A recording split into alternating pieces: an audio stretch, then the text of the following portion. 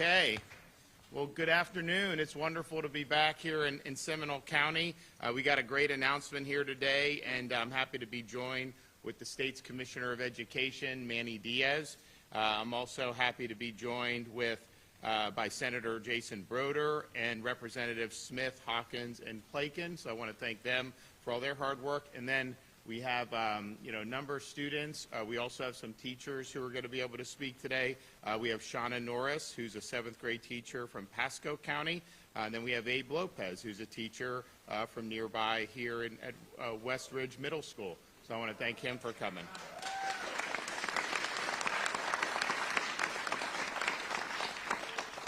One of the things that we have focused on since I became governor is the need to have robust civics education. We need to be able to produce students who understand what it means to be an American. They understand our constitutional structure. They understand the founding principles of the country. They understand the Bill of Rights, and they understand what a society based on the rule of law means. And our society as a whole has not been doing a very good job of that over the last generation. I think if you look at any time they study this in terms of asking the public questions, this is not just students, this is just even adults. The results are typically very, very frightening with just how little collective civic knowledge there is in our society right now. It was a lot better many, many years ago, I think, because there was more of an emphasis put on it in the schools. There was an exam done by or a survey done by one group, and 72% of Americans didn't know which states were the original 13 colonies.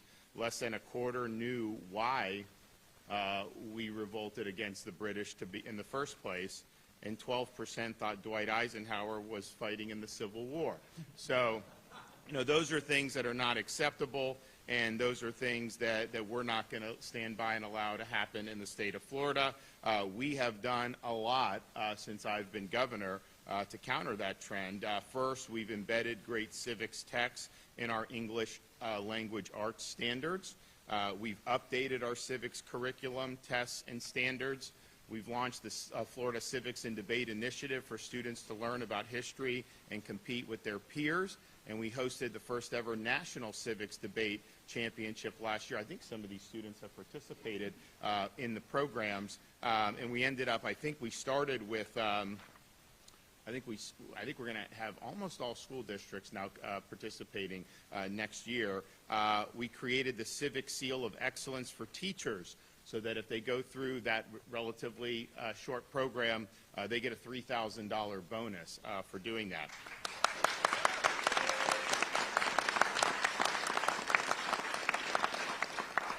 The state of Florida has funded a 3-day civics excellence teacher training, and we have the first 2,500 teachers that are going through that now. That is one way where they can get the Civic Seal of Excellence and be on their way to that $3,000 bonus.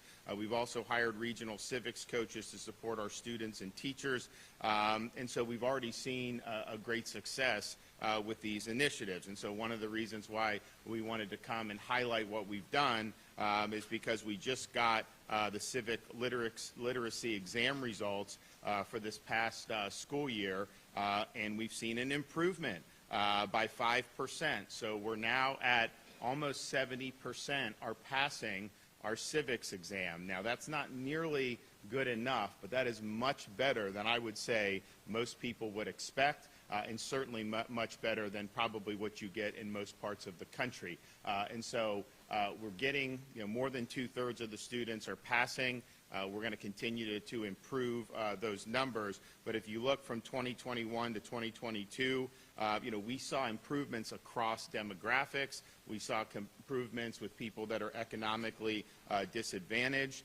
We saw improvements with people that have learning disabilities. And so those are all very positive metrics because, it's not like it's just one segment that's driving the improvement. It's really been shared across the board.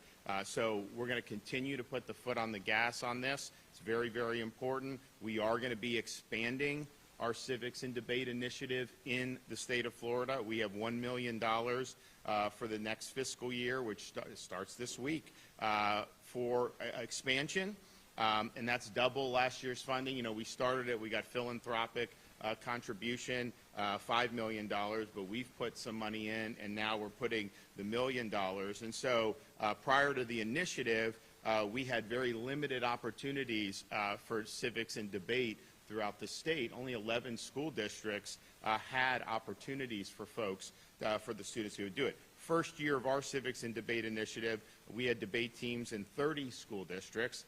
Last year, we expanded to 45 school districts, and this coming year, we have commitments already from 60 school districts to participate, and are confident that there will be a team in every county by the end of the school year. And so this is going to make a big difference for our students. I can tell you when you actually are exposed to a lot of the ideas that make America unique, people, it's an infectious thing. People want to learn more. They are able to see very quickly, once they're provided with the proper instruction and information, they're able to see very quickly why our system is superior than other systems that have been tried before. And you know, people are going to be leaving our school system, you know, when they graduate high school. They're going to go off into the real world. Some will go higher education, some will go vocation, some will do a whole bunch of different things. But everyone's going to be exercising the duties of being an American citizen, and we need to provide the proper foundation for doing that. I'm confident that if we provide that foundation, these students, as they become adults, they're going to be able to navigate a lot of the things that are going on and make sense of a lot of the things that are going on much better than probably my generation, or certainly in more recent years. And that's going to pay a lot of dividends. I mean, quite frankly, if we did a better job of doing civics education, I don't think we'd have as many divisions in our country as we have, because there's a lot of people that, you know, that if you don't have a common understanding of our constitutional structure, of our founding principles, it makes it a lot harder to agree on different types of issues. And so I think this is a fundamental issue. I think it's something that we need to put more and more emphasis on, and we've done more than anyone, I think, in Florida since I've been governor, but we've got a lot more to do. We want to see, you know, 90+% of these students getting the passing grades on the civics. We're also unabashedly promoting civics and history that is accurate and that is not trying to push an ideological agenda. And I think what we've seen in different parts of the country is to try to distort history as a way to pursue an agenda here in the present day. We have said that that is not appropriate in the state of Florida. And so, you know, you're learning the real history, you're learning the real facts, but it's not going to be done in a way that's trying to indoctrinate students with whatever modern agenda that somebody may have. And that's going to serve our students very, very well, that they're going to get the proper foundation. And what I've found is, you know, some of these, particularly some of these universities, you know, when they go through and they try to do, you know, more of the indoctrination, it actually doesn't serve the students well. They're not able to think as critically as they need to if it's just about parroting an ideology rather than really understanding the underlying principles and dynamics that are at play. So we will stand very strong on that. You know, we haven't just done it with civics. You know, they tried to do woke math in some of these textbooks. I mean, it's absurd. And so, you know, we said, doesn't meet our standards, send it back to the publishers, and the publishers took the woke, the non, you know, germane stuff out. They took the agenda stuff out, and they actually sent us math books. And that's really what it should be. I mean, you know.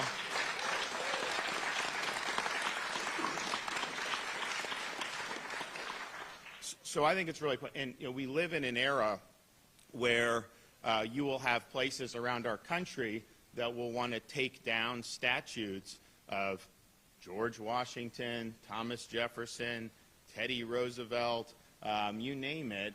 And, you know, I think that's part of an effort to try to erase history and to try to delegitimize the history of this country. History is good and bad. There's all kinds of things that happen, but I think that the story is that because that we were founded differently on different ideas about God-given rights and the way the government, a proper role in people's lives, people have been able to triumph over big challenges. They've been able to conquer injustices. And in no other country has people been able to do that as frequently as they have in the United States. And so it's important that we have the proper perspective on this, and that's what we're going to be doing in the state of Florida. So great improvement for our civics scores. Better overall than probably most other places, but we're still not satisfied with what needs to be done. So we're going to continue to put emphasis on this, and we're going to continue to put resources towards this. And I'm happy to be able to report progress, but I'm also happy to be able to stay here and say the mission continues. And so we're going to hear from some folks to talk about the civics. So we'll start with Manny Diaz, our Education Commissioner.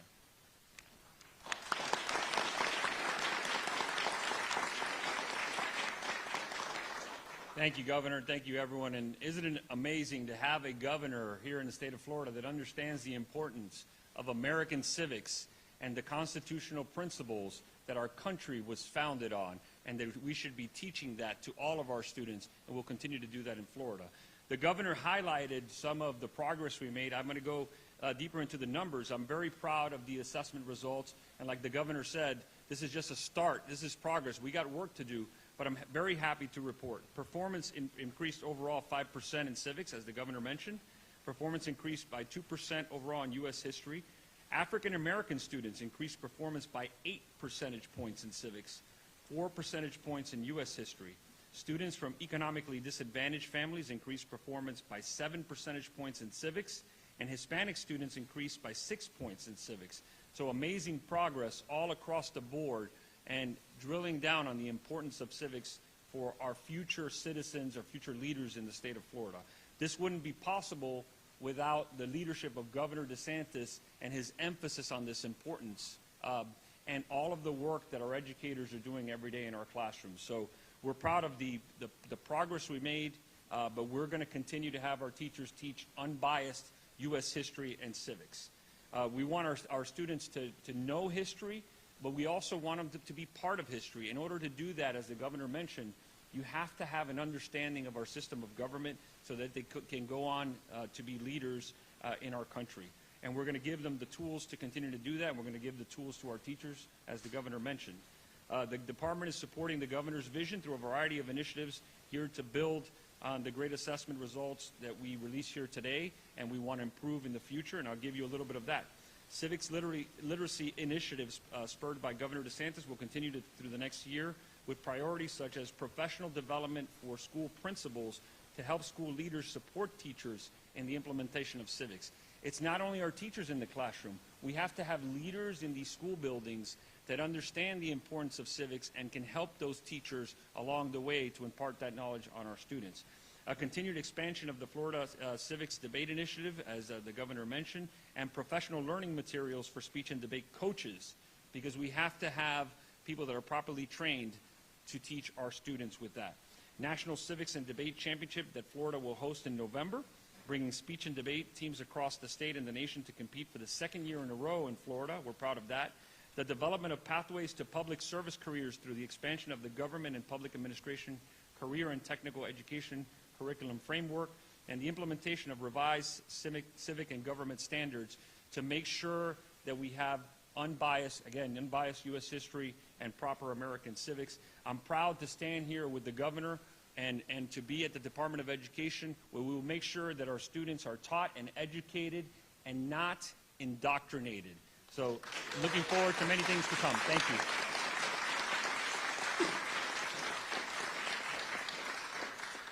Okay, Shauna Norris from Pasco County, where you at? Okay, good. Good afternoon. My name is Shauna Norris. I'm a 7th grade civics teacher at River Ridge Middle School in Pasco County. I am honored to be here as our governor announces his continued commitment to improving and advancing the civics curriculum for all of Florida's students. Being a middle school teacher is not an easy job. There have been many moments when I have wanted to call it quits, but I remind myself that it is my responsibility to ensure that my students have a strong civics foundation, free from bias or agenda setting, to empower my students with the knowledge of our great nation's founding principles and institutions, and to instill in them the knowledge of the vital importance of our rights, our responsibilities, and our obligations as American citizens. Our youth are constantly being bombarded with misinformation and propaganda on social media. Through Socratic seminars and research debates, students are learning skills needed to be active, critical thinkers, to research all sides of an issue, to form their own convictions, and to not just jump on a bandwagon because of a meme they saw on Instagram or because their favorite athlete is supporting a cause. Civic literacy and critical thinking skills are essential components to the successful continuation of our constitutional republic. As President Reagan so eloquently explained, freedom is a fragile thing, and it is never more than one generation away from extinction. It must be fought for and defended constantly by each generation.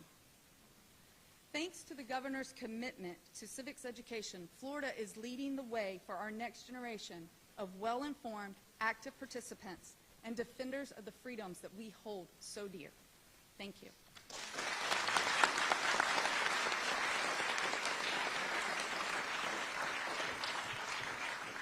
Okay, Abe Lopez.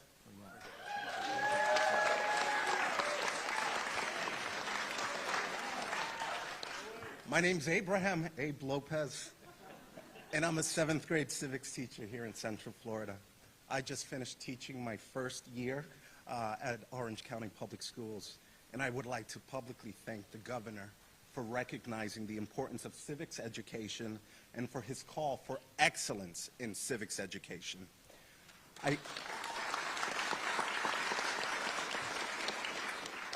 I know as a civics teacher, Gov, there are teachers that are waiting in line in certain cities to get in your excellence in teaching program for civics.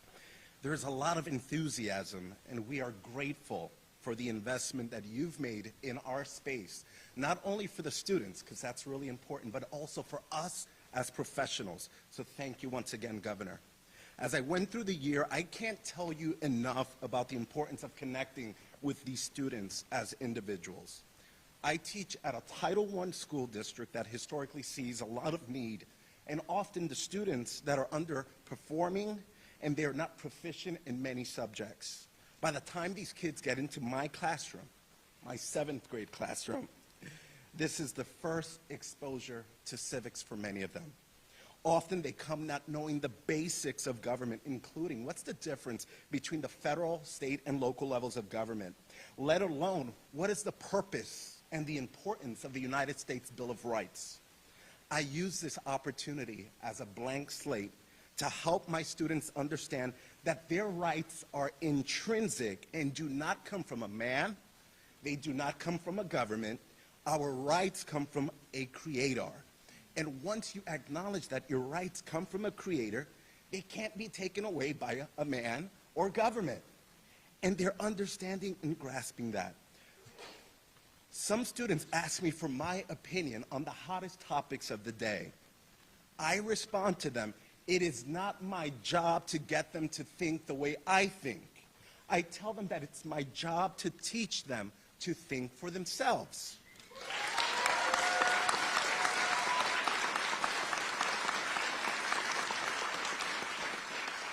I try to encourage and inspire them to think beyond the toxicity of the influence that you see in social, traditional media, and also celebrity culture. I teach them that it is expected, or what is expected of them, as contributing and productive citizens of the greatest state in the United States of America, Florida.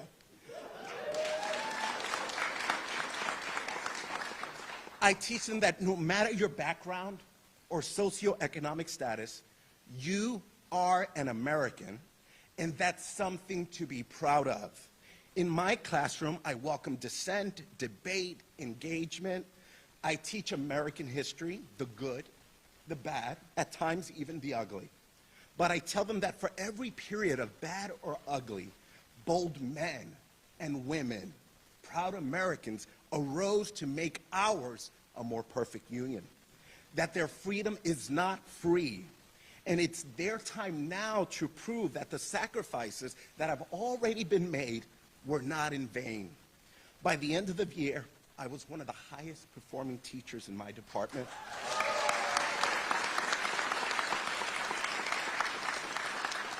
I was rated highly effective, not according to my standards, but the state of Florida standards. But most importantly, I know that my students learned about their liberties. They learned about their rights. They learned about their responsibilities as Americans. Kids who knew nothing about government in the start of the year, they left me with the most thoughtful notes about the impact of our time together. And real quickly, I'm just going to read you one. I got it right here. To Mr. Lopez, you make learning fun, even though you eat our stuff and you say pay your taxes. This year has been fun with you, and many of these students now do not like taxes.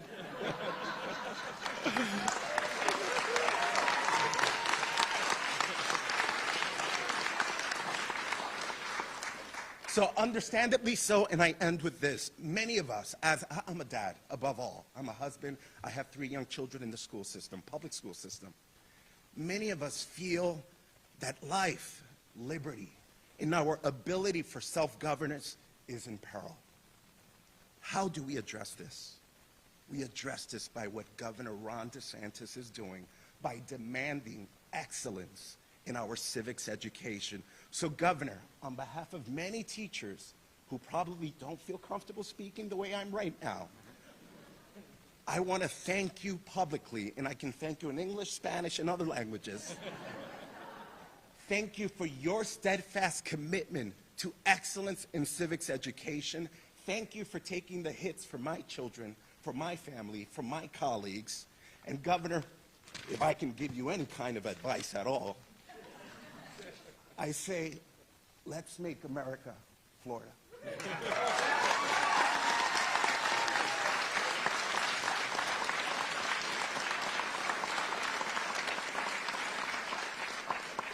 Well, thanks so much. Really appreciate the teachers and glad. And you, what grade are you in? I'm going with this. Okay, and you? I'm about to be a senior. And what's that medal from? This is at a debate tournament. Where was that at?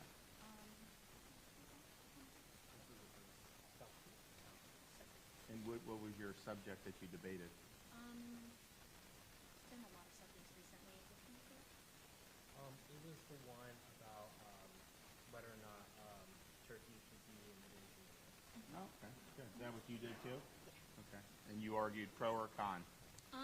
With debate, it's like it's either or. So depending on the way the coin flips, you can either do pro or con. So you got to do right. Yeah, no, I think that's the way to do it. I mean, you know, you're going to be given, and you got to, when you have something, maybe you really believe one way, they make you argue the other, then you got to think about, you know, how other people may approach it. You got to evaluate some of the weaknesses maybe in your initial assumptions about what's going on, and I think it makes you much sharper, so we appreciate it. Also just wanted to make a couple comments. We've had a lot of judicial activity lately. We did have a ruling in Tallahassee effectively enjoining the bill that we provided, that I signed to provide protections for unborn babies at 15 weeks.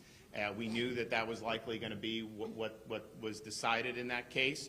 We knew that we were going to have to move forward and continue the legal battle on that, and that's something that was decided under state law. So it was not unanticipated. It was not, of course, something that we were happy to see. When you talk about these are unborn babies that have heartbeat, they can feel pain, they can suck their thumb. And to say that the state constitution mandates things like dismemberment abortions, I just don't think that's the proper interpretation. So we'll go Woolfield. Also, would like to just make a comment on, the U.S. Supreme Court made a decision about the Remain in Mexico policy at the southern border, and they made Trump jump through a lot of hoops, and now they're saying Biden can just get rid of it. That may actually be what the Constitution, but they're treating him differently than they treated Trump, which I don't think is appropriate. But nevertheless, if Biden revokes the Remain in Mexico policy, you're going to see the worst border crisis in history get even worse. And you're going to see people flooding across. You're going to end up having, yes, the drugs is out of control. You have fentanyl coming in. It's the leading cause of death in people 18 to 45 in the United States. Now, that would not be the case if you had a secure border. Yes, you have record human trafficking, sex trafficking, horrible stuff happening. Yes, criminal aliens are coming across the border for sure. But just the sheer number of people, when they're being dumped into different communities, that impacts education, healthcare, criminal justice, public, all these different things. It's going to be a major burden on communities throughout the United States. In Florida, we were able to get the Florida Supreme Court to approve our request to impanel a statewide grand jury so that because what happens is a lot of the people that come, this is orchestrated by people that are already here. So you're coming illegally and then you end up, so we're going to be doing really significant investigation about any organizations, particularly in Florida, who may be a part of facilitating some of the illegal migration that we see. And I think that that's something that's very, very significant. The easiest thing would be for the federal government to just adopt good policies here, but I think we've seen over the last year and a half that's not something that they're typically prone to do. So we're going to continue to fight hard on all these fronts and make sure that we're vindicating the best interest of the state of Florida. Okay, guys, I'm going to run. Well, good to see you. Thanks so much.